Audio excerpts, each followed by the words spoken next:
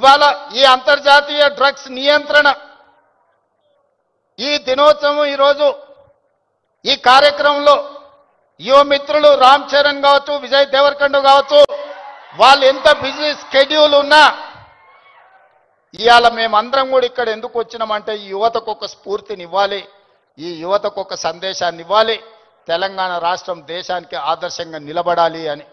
అదేవిధంగా మిత్రులారా, ఈరోజు తెలంగాణ రాష్ట్రం అంటే ఒక ఐటీ హబ్, ఈరోజు తెలంగాణ రాష్ట్రం అంటే ఒక ఫార్మా హబ్, ఈరోజు ఈ తెలంగాణ రాష్ట్రం మీరందరూ మనమందరం ఉండంగా ఇది ఒక గంజాయికో డ్రగ్స్కో హబ్గా మారితే మనందరము ఈరోజు విఫలమైనట్టే, తెలంగాణ రాష్ట్రానికి అన్యాయం చేసిన వాళ్ళం అవుతాం. అందుకే ఈరోజు ఏ పాలసీ లేని తెలంగాణ రాష్ట్రానికి స్పోర్ట్స్ పాలసీని తీసుకొచ్చినాం. యువతను సరైన మార్గంలో పెట్టాలి, వాళ్ళకు అవకాశాలు కల్పించాలి, వాళ్ళని అభివృద్ధి పదం వైపు నడిపించాలి. అందుకే నూతన విధానం ద్వారా యంగ్ ఇండియా స్కిల్స్ యూనివర్సిటీని తీసుకొచ్చినాం.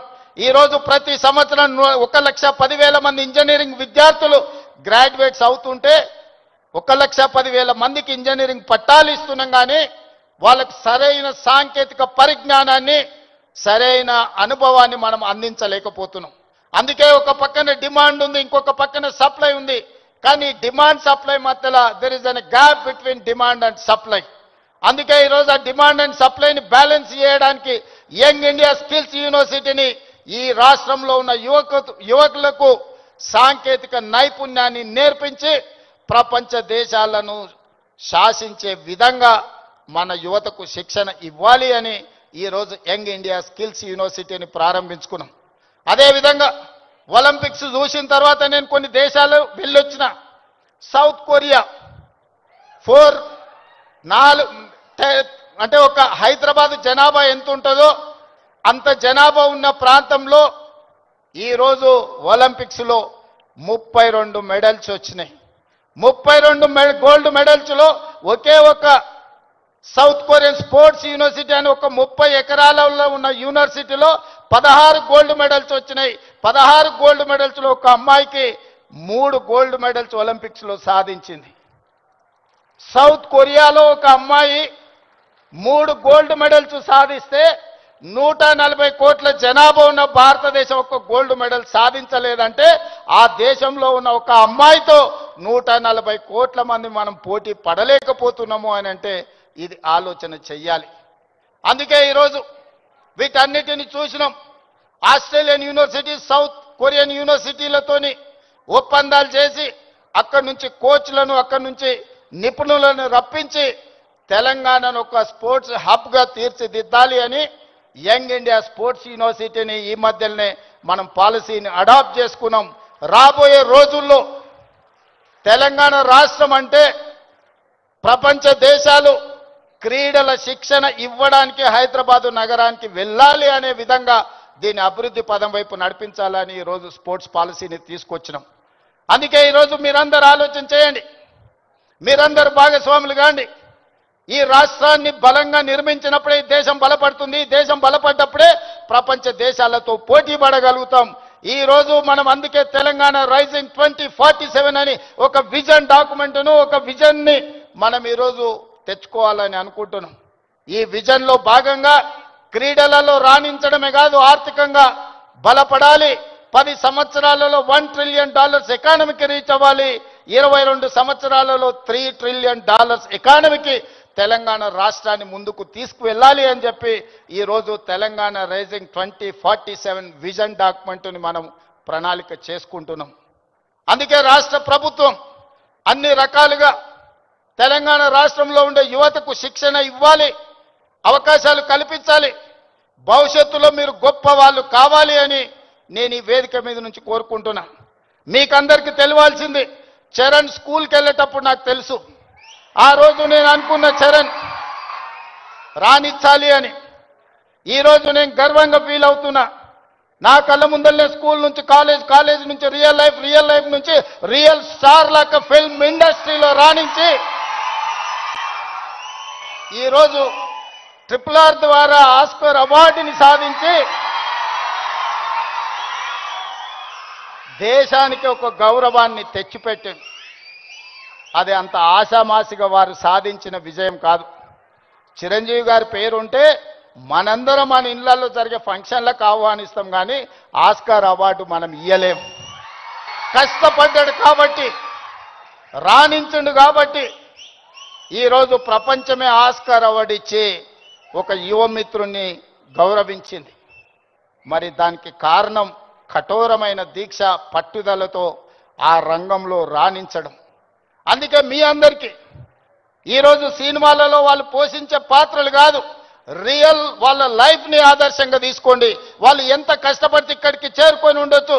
విజయ్, నేను అప్పుడప్పుడు చెప్తా ఉంటా మీకు అందరికీ, నల్లమల అడవులో నుంచి నేను ఇంత దూరం వచ్చా. ఒక ZPTC, MLC, MLA, MP, Congress president, ముఖ్యమంత్రి 16 సంవత్సరాలల్లా ఒక్కొక్క అడుగేసుకుంటూ 2016లో నేను మొదలుపెట్టిన ప్రయాణం 2023 తెలంగాణ రాష్ట్రానికి ముఖ్యమంత్రిగా ఈరోజు బాధ్యత చేపట్టిన. అదే నల్లమల అడవి నుంచి వచ్చిన వాడు విజయ్ దేవరకొండ. మా పక్క ఊరు పాలమూరు నుంచి ఈరోజు మీ అందరి అభిమానాన్ని సాధించిందంటే కష్టం లేకుండా, కమిట్మెంట్ లేకుంటే ఇంత దూరం రారు. వాళ్ళ నిజ జీవితాలను ఆదర్శంగా తీసుకోండి.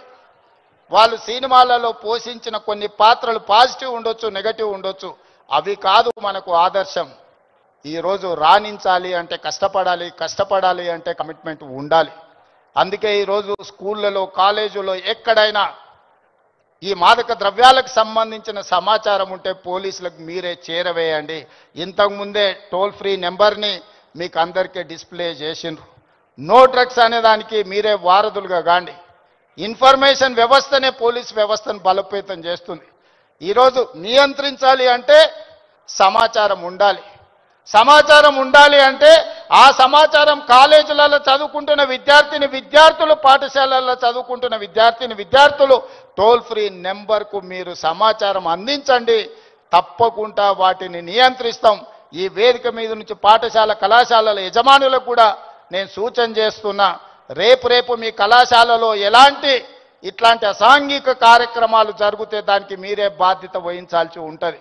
ఎందుకంటే తల్లిదండ్రులు మీ మీద నమ్మకంతో, విశ్వాసంతో లక్షలాది రూపాయలు ఫీజులు చెల్లించి పిల్లల్ని మీ పాఠశాలలు, మీ కళాశాలలకు పంపిస్తే మీరు చదువు చెప్పడంతోనే మీ బాధ్యత అయిపోయింది అనుకుంటే కుదరదు.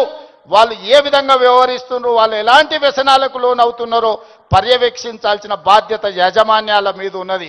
రాబోయే రోజుల్లో మా డీజీపీ, నా యాంటీ నార్కటిక్స్ అధికారులకు నేను ఆదేశాలు ఇస్తున్నా.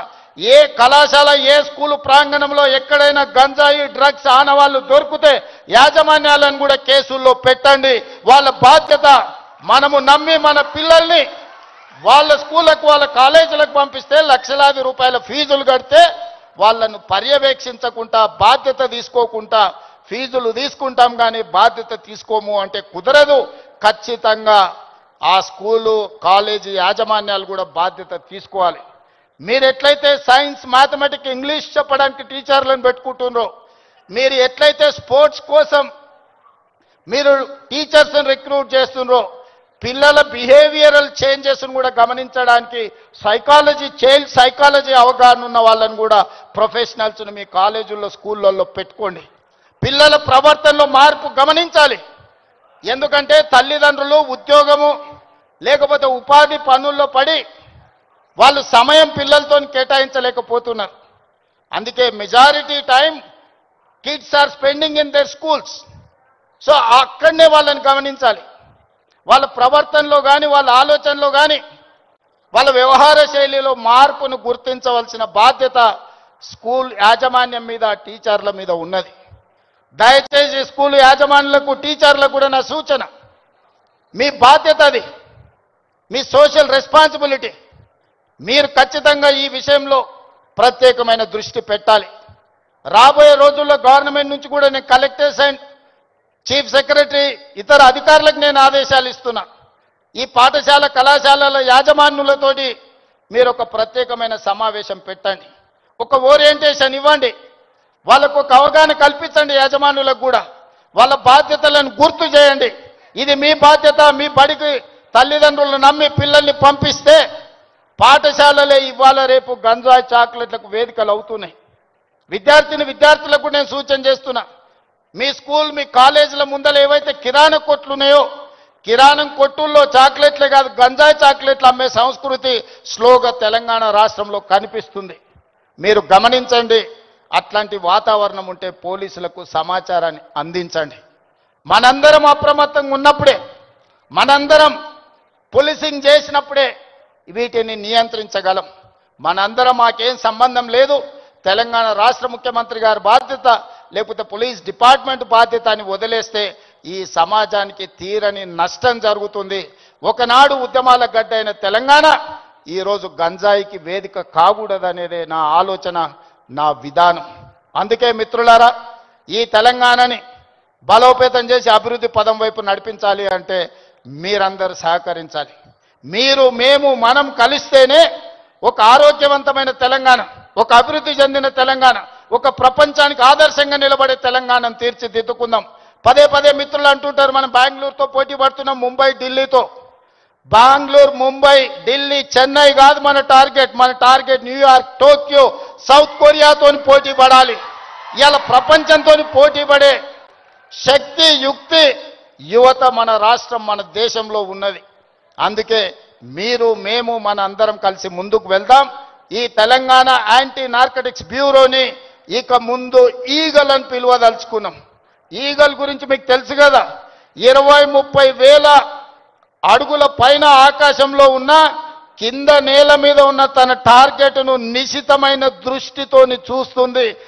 Eagle success ratio 100%. Target reach అవ్వడం అంటే ఈగల్ను చూసే నేర్చుకోవాలి. ఈరోజు అందుకే ఎలీట్